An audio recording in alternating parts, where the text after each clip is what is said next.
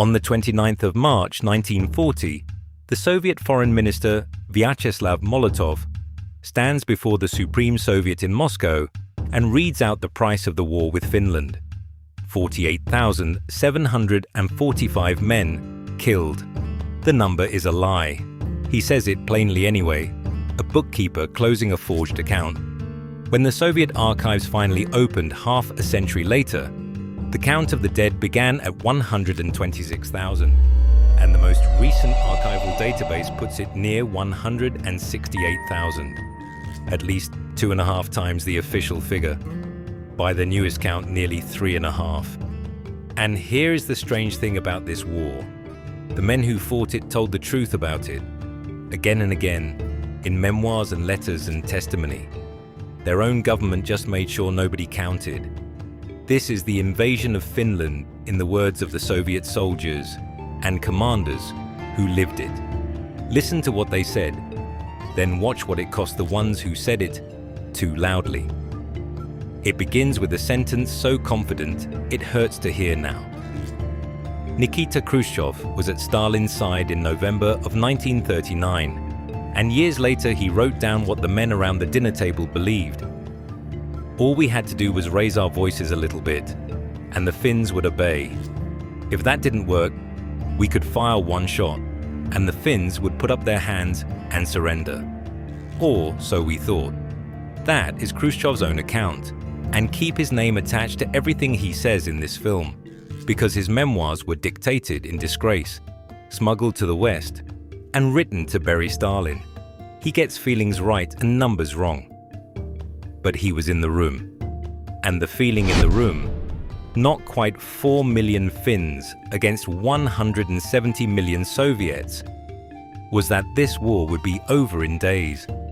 The professionals knew better, and the professionals said so once, quietly. In late November, the artillery chief Nikolai Voronov arrived at the front headquarters and was asked how much ammunition the operation would need. He asked a question back. How much time is allotted? The answer came, between 10 and 12 days. Voronov looked at the map of Finland, the lakes, the swamps, the unbroken forest, and gave the answer of a man who had done the arithmetic. I will be happy if everything can be resolved in 2 or 3 months. He recorded in his memoirs that the room laughed at him. He was ordered to plan for 12 days. Khrushchev, in another context, explained the whole system in one line. When Stalin says dance, a wise man dances. The commander on the spot, Kirill Merezhkov, had himself written that the terrain was split by lakes and rivers and almost entirely covered by forest, and that the proper use of Soviet forces would be difficult. Then he promised Moscow 2 weeks anyway. So, on the 30th of November, 1939, after a staged border shelling that post-Soviet historians now acknowledge as a Soviet false flag, the Red Army crossed into Finland with 21 divisions, more than 2,000 tanks, and total command of the air. Helsinki was bombed on the first morning. Finland's entire tank force numbered 32. That same week, Moscow unveiled a puppet Finnish government headed by an exiled communist, and Soviet aircraft scattered leaflets over Helsinki. Finnish comrades, they read, "We come to you not as conquerors, but as liberators of the Finnish people." The liberated shot back. Not one Finnish town rose to greet them, and 2 weeks later, the League of Nations expelled the Soviet Union as an aggressor state. When foreign observers noted that the bombers over Helsinki were killing civilians, the Soviet line was that the aircraft were dropping bread to starving Finnish workers. The Finns, freezing in their cellars, named the cluster bomb falling on the Molotov's breadbasket. Then they named the bottle of burning gasoline they threw back at Soviet tanks the Molotov cocktail. A drink to go with the bread. Even the jokes in this war were testimony.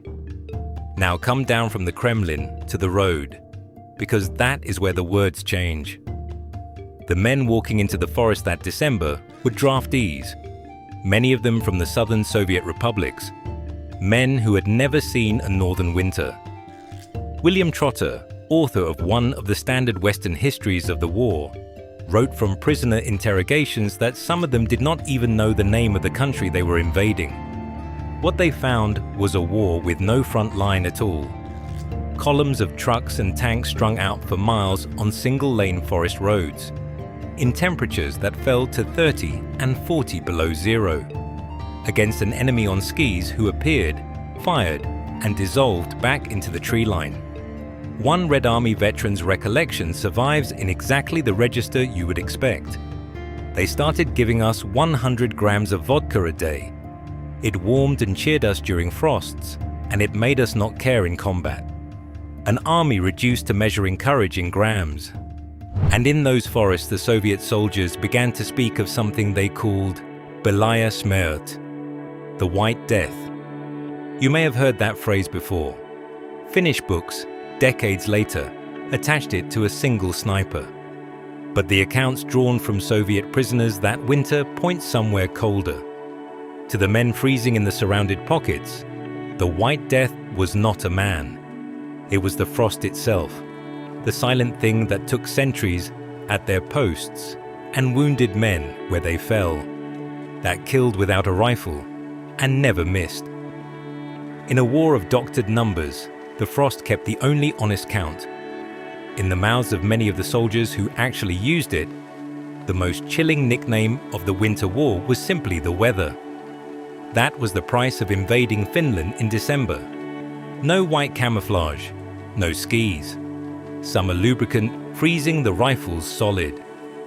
By the end of December, the war had produced its first catastrophe with a name.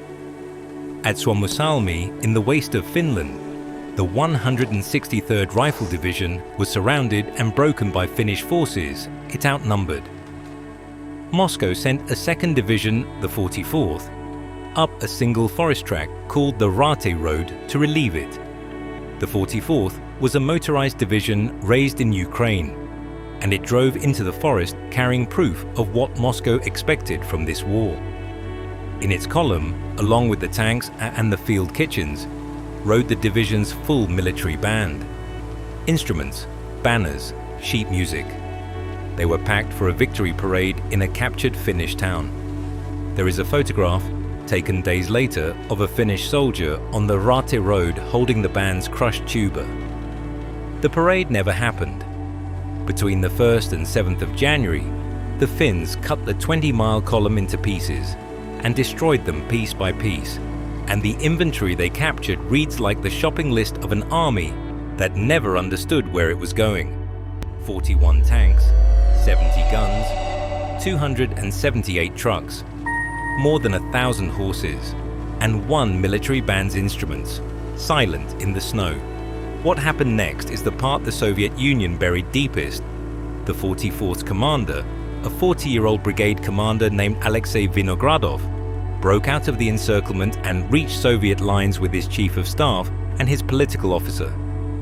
His division died behind him. The military tribunal of the 9th Army gave him a summary trial. The investigating commission's report used a phrase that survives in the archives, that the commander's flight had a fatal influence on morale. On the 11th of January 1940, Vinogradov and his 2 officers were shot in public, in front of the assembled survivors of their own division.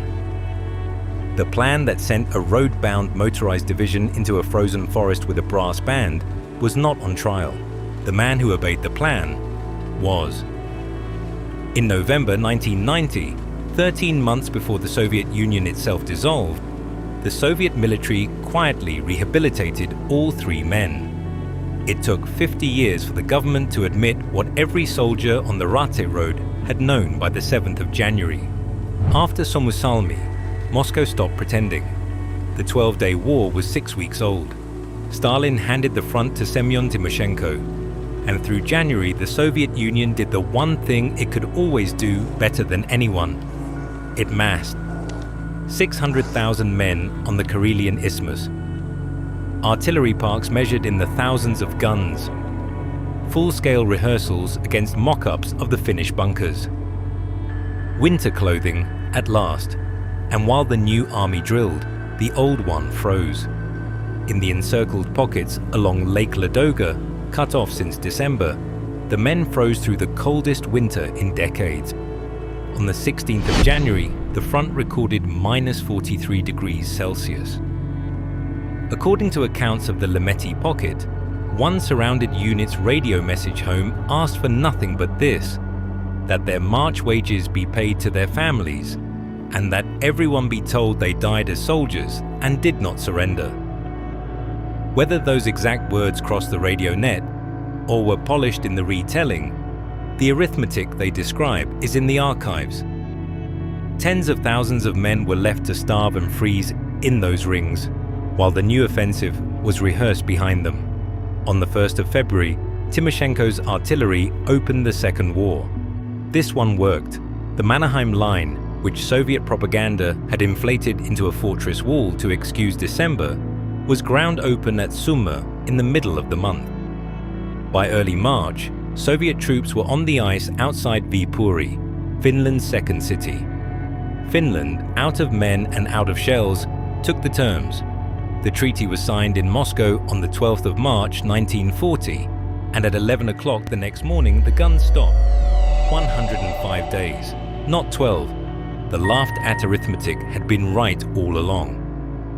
Finland lost a tenth of its territory, including the isthmus and Viipuri itself. It kept everything else. The puppet government Moscow had unveiled in week 1 was quietly dissolved, unmentioned, as if it had never existed. 16 days later, Molotov stands before the Supreme Soviet and performs the victory. The Red Army, he declares, has smashed the Mannerheim Line and covered itself with glory as the first army to force its way through a deep zone of perfectly modern fortifications. The number of killed, he says, is 48,745. Finnish losses, he assures the deputies, are far higher, 60,000 dead, and if the war has been slow, that is because the Red Army faced not merely Finns, but the combined forces of the imperialists, British and French among them. Every clause of that excuse was false. Finland's dead numbered just under 26,000. The Soviet dead, by the archives, were nearly 5 times that. By the newest count, 6. There were no British or French divisions in Finland. The official history of the Winter War was written in one afternoon, and it held, in public, for half a century. In private, it never held at all. Khrushchev again, the witness at the table. He describes the dinner at which Kliment Voroshilov, the defense commissar whose army had just been humiliated, finally cracked under Stalin's needling and screamed the unsayable at him. "You have yourself to blame for all this. You are the one who annihilated the old guard of the army. You had our best generals killed." And then, in Khrushchev's telling, the marshal picked up a platter carrying a roast suckling pig and smashed it on the table. Khrushchev is the only witness, so take the scene as his. But take this as documented, because it is. 2 months after the guns stopped, Voroshilov was removed as defense commissar, the purge that had destroyed 3 of the army's 5 marshals and swept tens of thousands of officers out of the corps, beginning in 1937, was never once named in public as the reason the army could not fight. A smashed plate at a private dinner was as close as the Soviet Union ever came to saying it.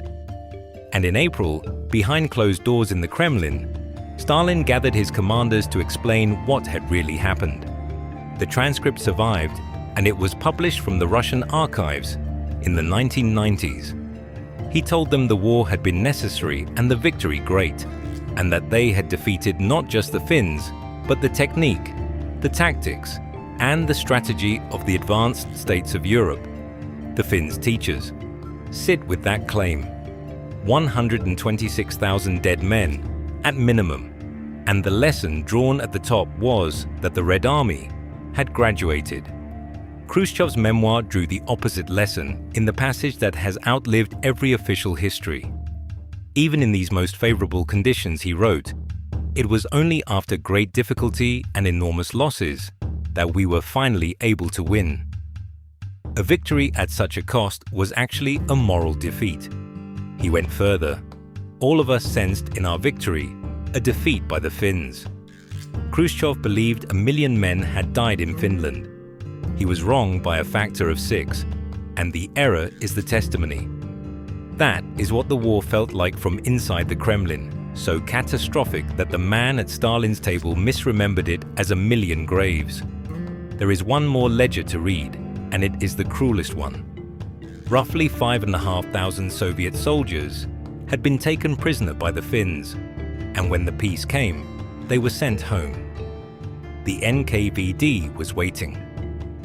Of the men who returned from Finnish captivity, about 450 were released.